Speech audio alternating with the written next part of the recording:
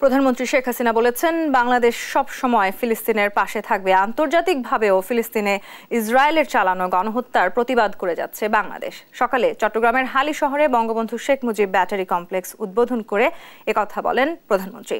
বহিঃশত্রুর আক্রমণ থেকে দেশের সার্বভৌমত্ব রক্ষায় বাংলাদেশ সদা প্রস্তুত বলেও জানান সরকার প্রধান।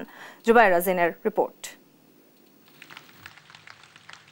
বঙ্গবন্ধু শেখ মুজিব ব্যাটারি কমপ্লেক্স উদ্বোধন করতে রোববার সকালে চট্টগ্রামে যান প্রধানমন্ত্রী শেখ হাসিনা। মাননীয় প্রধানমন্ত্রী, বাংলাদেশ সেনাবাহিনীর হালি শহরে অনুষ্ঠানস্থলে পৌঁছালে প্রধানমন্ত্রীকে স্বাগত জানান সেনাপ্রধান জেনারেল এস.এম. শফিউদ্দিন আহমেদ।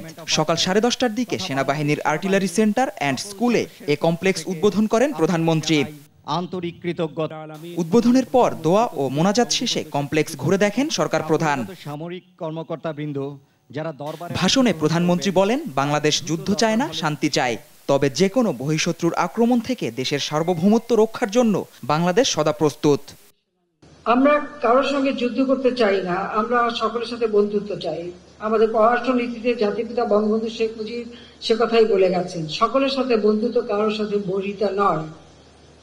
পাশাপাশি আমাদের এটাও মনে রাখতে হবে, আমাদের দেশটা স্বাধীন সার্বভৌম দেশ। আমরা যুদ্ধ করে বিজয় অর্জন করেছি। আমাদের স্বাধীনতা সার্বভৌমত্বকে ক্ষুণ্ণ করুক, আমরা তা চাই না।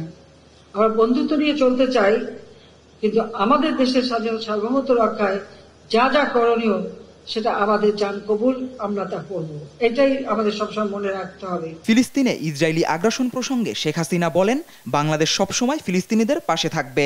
প্যালেস্টাইনের উপর ইসরায়েলি হামলা, সেখানে তারা রীতিমতো গণহত্যা চালাচ্ছে, আমি সবসময় তার প্রতিবাদ করেছি। আমরা সবসময় প্যালেস্টাইনদের পক্ষে আছি।